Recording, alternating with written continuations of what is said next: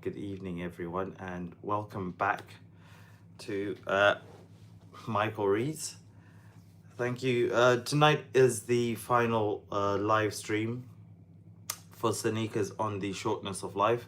And instead of reading one or two chapters, we will be looking back across the entire book, chapter by chapter, to ask what Seneca has been trying to teach us about time, attention, ambition, work, rest, and the art of living. So that is the book we will be summarizing today. I'm not sure if it's coming up clearly, okay, but if you have followed the whole series, thank you for reading with me.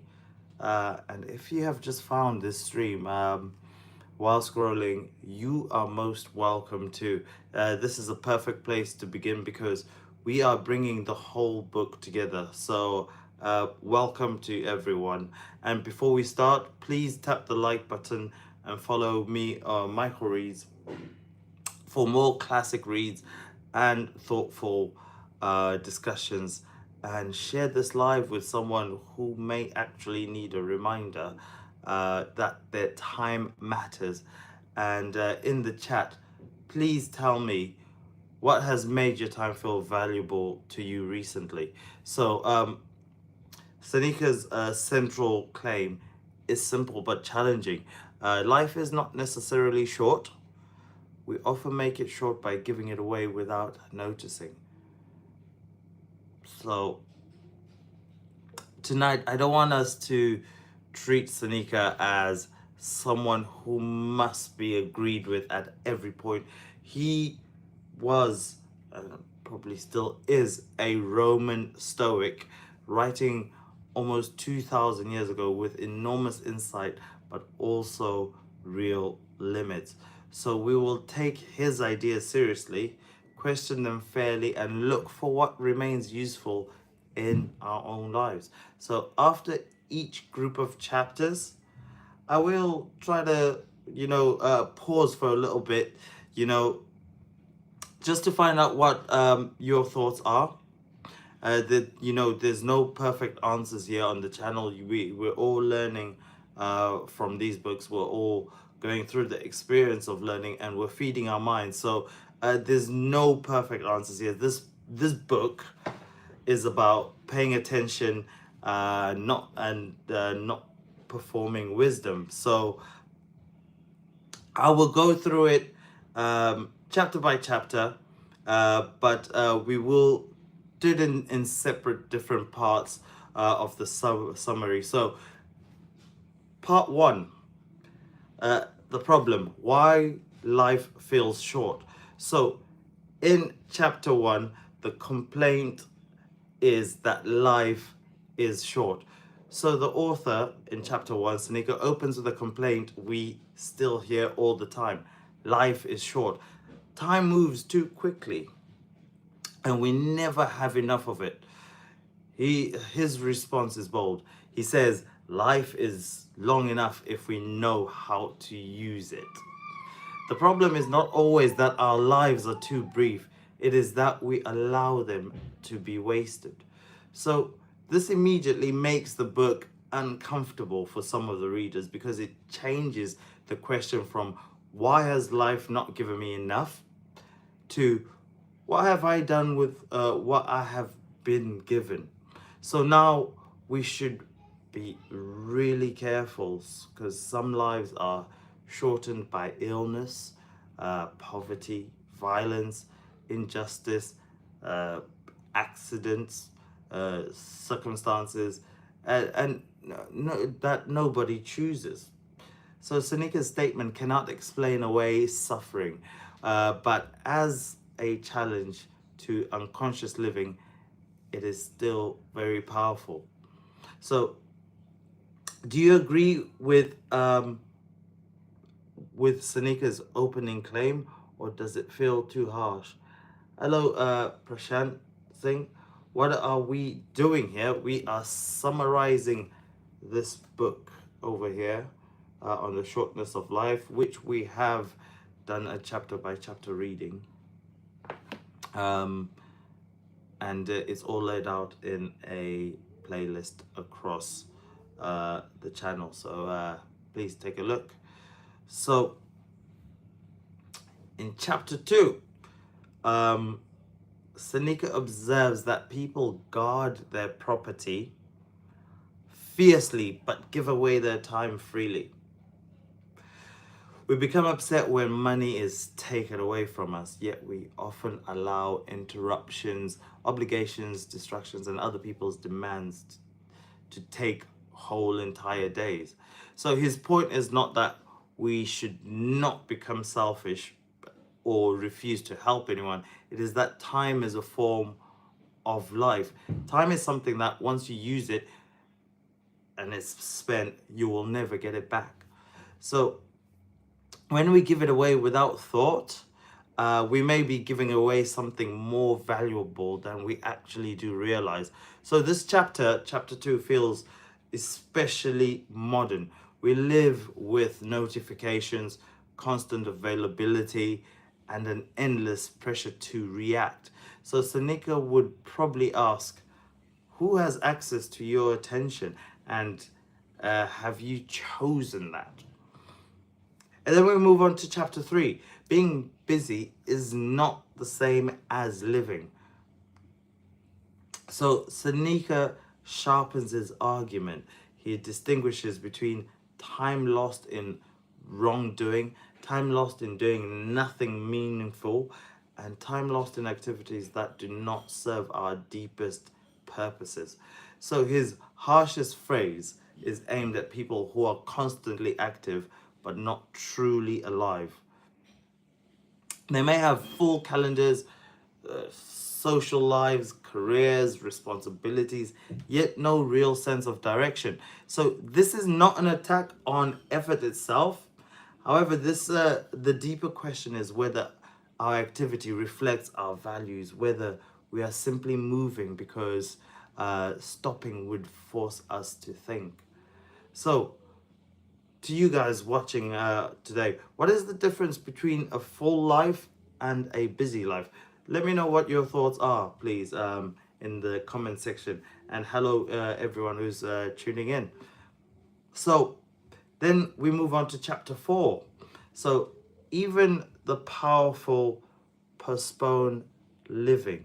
So that's his sort of main focus on with this chapter. The author shows that status does not solve the problem. Powerful people may dream of rest and freedom, but their offices, ambitions, obligations, and public identities keep pulling them away from themselves. So the important lesson is that achievement can become a trap when we believe one more title, one more success, or one more milestone will finally make life begin. So Seneca's warning is not never achieve anything. It is do not build a life in which you are permanently waiting for the next stage to grant you permission to live. Okay, and with those summaries, it takes us to part 2 of the book, where we're going to talk about how many ways we lose ourselves. And part 2 of the book starts with chapters 5 and 6. So, a life owned by everyone else. Many of us live that, but we were not very sure or were not very mindful of it. So in these chapters, Seneca describes people whose lives are broken into pieces by anxiety, social obligations, public duty, and the expectations of others. They're busy with meetings, clients, appearances, errands, ceremonies, favors, and competing demands. The day may not look important from the outside, but little of it truly belongs to them. This is one of the book's central ideas. A person can be surrounded by people and still be absent from their own life. So at the same time, we should not turn this into an excuse to reject community, or caring for others can be one of the deepest meanings that we have. The real danger is not relationship, it is life with no boundaries, reflection, or chosen direction. So, what helps you protect even a small part of your day for yourself? Do you ever just sit there and think you make time for yourself? So, we go into chapter 7, where it talks about the fantasy that life begins later. And Seneca calls it a fantasy. He criticizes those who plan their lives far into the future while failing to inhabit the present. So they arrange themselves for a later time when work calms down, when money improves, when circumstances are ideal, when they retire. It's, retirement. It's all in the name, but life does not always arrive on in the neat order we expect it to. This chapter does not tell us to abandon plans, because, yeah, planning does matter. It asks us not to sacrifice every present moment to a future that is never guaranteed. So, a useful modern version might be make plans, but do not postpone every joy, every conversation, every act of courage, and every moment of rest until you have earned them. Chapters 8 and 9, where he talks about regret and the absence of the present time. So Seneca points to people who reach the end of a demanding life only to realize they are never fully present for it. They may have accumulated reputation, wealth, or influence, but they have not learned how to live with themselves. He also criticizes a life that is always reaching outward. The past becomes regret, the future becomes anxiety, and the present slips away unnoticed. So this is a difficult section because it asks us to consider not just how long we have lived, but whether we have actually arrived in our own lives. Look, this book is not asking us to feel ashamed for being human. It is asking us to notice where we may be sleepwalking. I don't know if that makes any sense to you. And now we will go into part 3 of the book, which starts from chapter 10. And if you've just tuned in, we're just doing a summary of this book on the shortness of life by Lucius Seneca. We're just going through a full chapter breakdown, my breakdown. You can always agree with me, you can always disagree with me. We're fine. I'm open to debate. I'm open to discussion, because we're all trying to learn and grow from these books. But if you would like to listen to a full chapter reading of the book, I have them all laid out in a playlist, so you can go back where we started from chapter 1 all the way through to where we are on the final video or the final live stream that I will be doing with regards to this book today. And then very shortly afterwards, I will be introducing the next book on the channel, which I've got it right here, Autobiography of a Yogi. So I need to practice how to pronounce that. But this is a great book, and I need to do my preparations and make sure that I am doing it a lot of justice, give it the respect that it commands. So I'm hoping I will fulfill that with this book in the next few coming days, but I will be doing the introductory video on Tuesday. So continuing with the summary of the shortness of life, we're going to part 3. hope, fear, and the possession of time. And we start with chapter 10, living between hope and fear. So, chapter 10 is one of the most psychologically sharp chapters in the book. Seneca notices how people lose the present in two directions. So hope pulls them forward and fear pushes them backwards. So it's like a constant battle. They spend the day waiting for night, and the night fearing the next day. They're never where they are or where they want to be. So Seneca is not against hope or sensible caution. Both have their place. His objection is to being ruled by anticipation. So to living as though the present is merely a corridor leading to somewhere else. This feels very familiar in a world where we are encouraged to optimize, prepare, compare, and worry constantly. So, do you find it easier? Please, if you could put in the comments, do you find it easier to lose the present to hope for the future or fear of it? Please let me know. I know I used to hope for the future. I used to, do so many manifestations, but so sometimes in order for your manifestations to come through, you have to do something in the present, and then it will work its way to where you want to be. So, chapter 11, the past is ours only when we reflect on it. So, Seneca makes an important distinction here. The past is fixed, and therefore it cannot be taken from us. Once things have happened, they happen. But it becomes truly yours only if we have lived consciously enough to remember, learn, and draw meaning from it. The past spent in thoughtless rush can feel strangely empty. The past examined with history becomes a source of wisdom. So this is not an argument for endlessly revisiting old mistakes. It's an invitation to learn from experience instead of letting it disappear. So chapters 12 to chapters 14, where Seneca talks about the traps of luxury, distraction, and empty seriousness,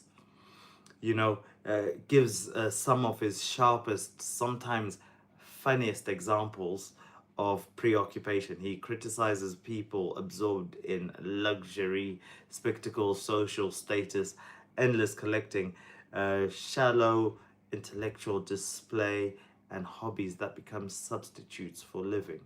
His point is not that pleasure, learning, sport, or leisure are bad.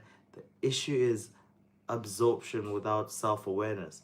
So something enjoyable can become a way to avoid uh, a harder work the harder work of asking what we are doing with our lives. So this is also where we should challenge the author Seneca. He can sound dismissive of a reaction and ordinary enjoyment. So rest, games, beauty, friendship, and harmless pleasure are not wastes of time or wastes of life. They can be part of a rich life. So the balanced lesson is this: you enjoy what you enjoy, but do not let everything, or do not let anything, even something pleasant, take over so completely that you lose your freedom and judgment.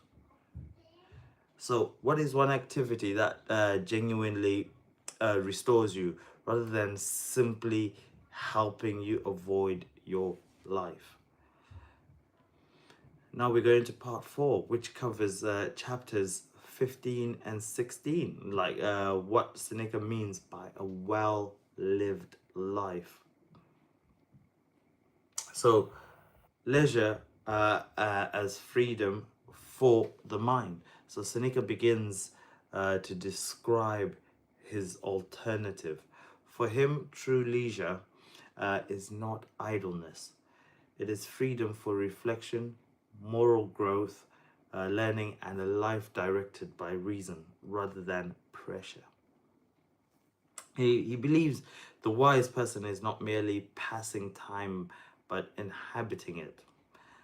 Their life has depth because they're not entirely controlled by appetite, popularity, fear, or ambition. This is a beautiful ideal because though we should broaden it, but a meaningful inner life does not belong only to philosophers or people with abundant free time. It can be found in reading, in prayer, in creativity, in caring, relationships, community service, thoughtful work, and a few protected moments of honest reflection. So, chapter 17 talks about becoming a companion of the past. So, in this chapter, Seneca says that the wise can stretch beyond the narrow limits of their own moment. Through books, history, philosophy, and reflection, they can enter into conversation with people who lived before them. This is one of the great arguments for reading. A book does not make us literally live in another age, but it can expand our imagination and deepen our understanding of human experience.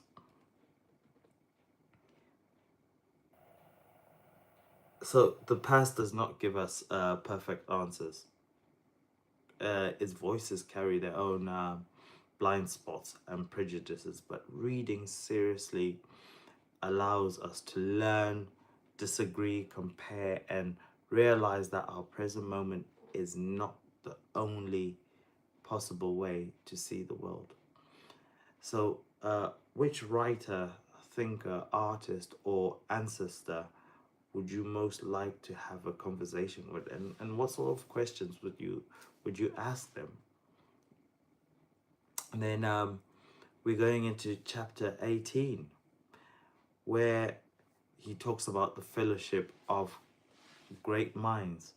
So Seneca develops his thought further by presenting philosophy as a fellowship that crosses time. The great thinkers of the past remain available through us to us through their work. So some have made journals that are becoming available to us now. Uh, some some people get a lot of wisdom from things they find when archaeologists do some digging.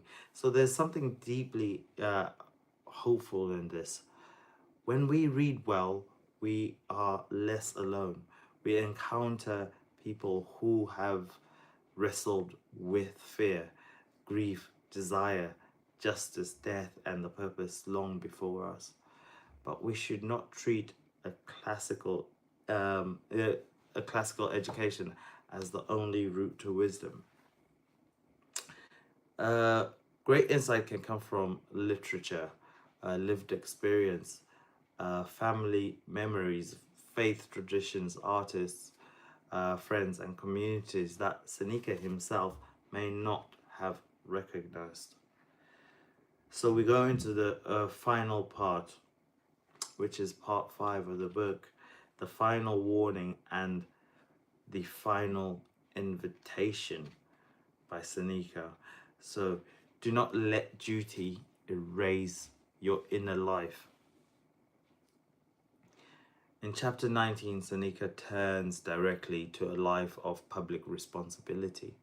He contrasts practical duties with the larger questions of philosophy, nature, virtue, morality, and the soul. The force of this chapter is not that ordinary work is worthless. Society needs people who keep things running, provide care, and take responsibility. So Seneca's warning is that duty can take over so completely that a person has no inner life left. His question remains relevant amid everything you must do. Is there any time in which you are learning how to live? I don't think too many people question that. I haven't even begun to question myself on a regular basis, but it's something that I would like to take up and something that I would like to make habit. So for some people, that may be an hour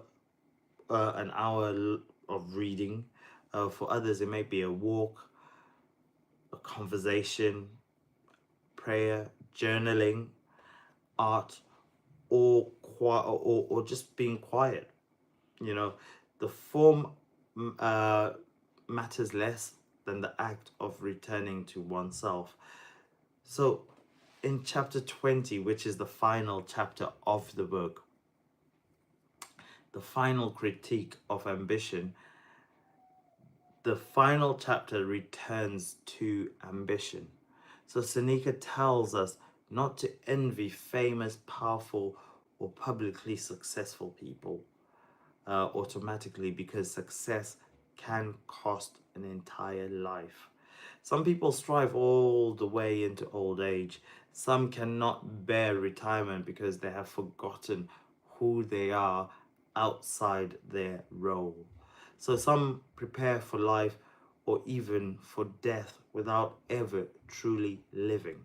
So Seneca's final ideal is a person who can meet fortune without becoming its servant.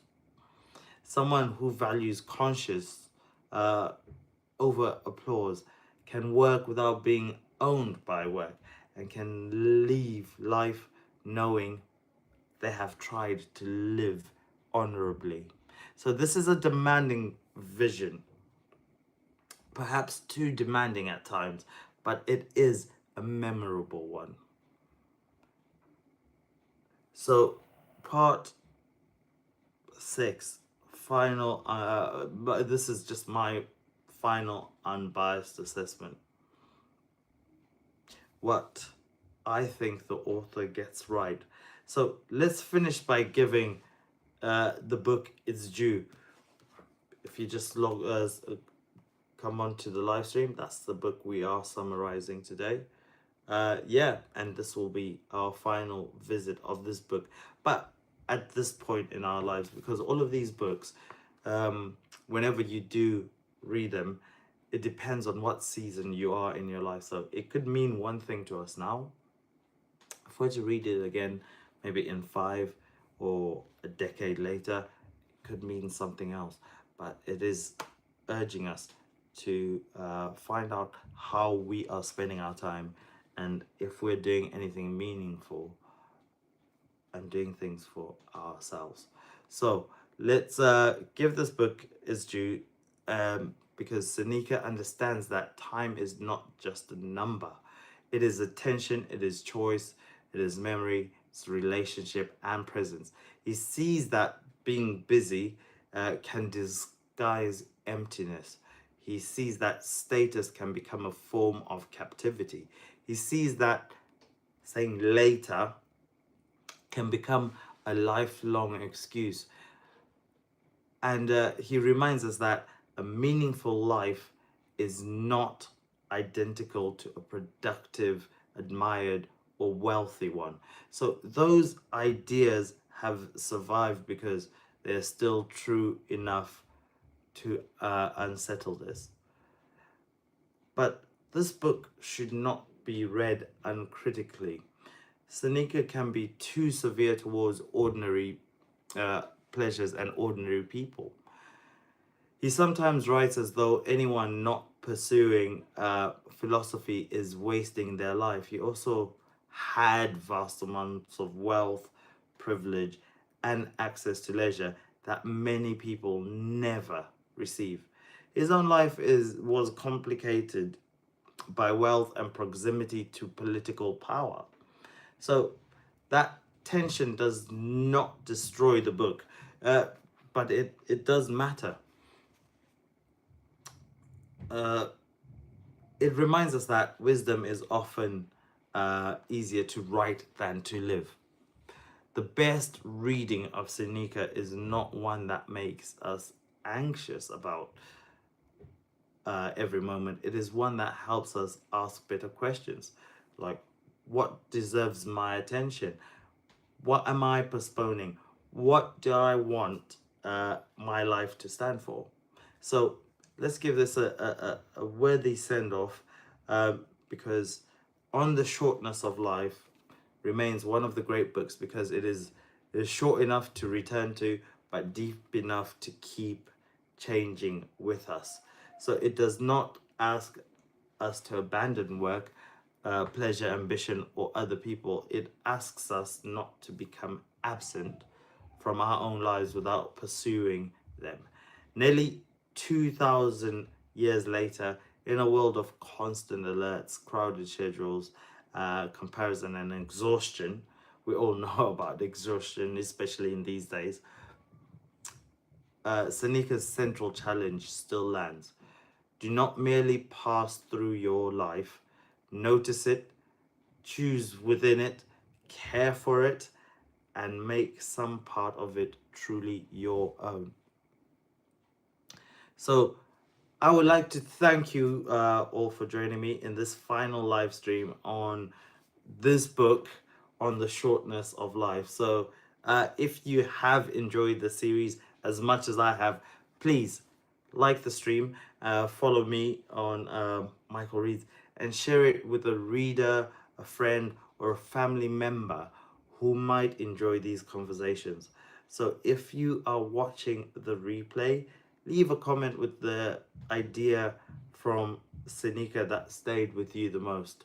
And please tell me what you would like us to read in future live streams. There's so many great books waiting for us. I've got a good collection of books, but I will be doing a book reveal on my next book. So please tell me what you would like me to read, and thank you for lending your time, your thoughts, and your attention on this book. It's been a good series, but please take care of your time. But you don't have to be perfect with it. You just need to be conscious about it. So I thank you all so much for joining me. Please keep your notifications on, as I will be putting some useful information in the community page, where I will just give a brief roundup of everything that we've done. And yeah, if you could please have a look at the other books that we've covered, and we will be going through various changes with the topics that we will be reading, and I will have some sort of filler books so that we can grow a lot quicker, a lot faster, and but be systematic about it. So not all books are going to be on Stoicism, but we're going to cover habits, we're going to cover finance, we're going to cover spending our time wisely, we're going to cover everything that we need to be able to have all the equipment to take our lives the next step forward. So I look forward to this journey. I'm enjoying it so far. It's being very transformative for me, and I hope it is the same for you. I wanted to make reading a habit, and decided the best way for me to do it is to document it on YouTube, so that it is there for me, so that I can remain consistent with it. And I am absolutely blown away by everything that is happening with regards to this platform, and with regards to me being able to own and read great books like these. So I thank you so much for joining me, and I look forward to seeing you guys on the next one, which will probably be on Tuesday evening. Yeah, I hope I'll have everything ready for them, although I might do an introduction of the book before then, but I will keep to the same schedule. So I look forward to seeing you on there. Thank you. It's a Saturday evening. I hope you enjoy the rest of your weekend, and have a good and safe night. And please use your time wisely. Make some time for yourself, and if you need to have that conversation with yourself, just lock yourself away, be in a quiet room, and you will be able to plan the rest of your life, especially in a quiet environment where no one is there to disturb you. Take care and goodbye.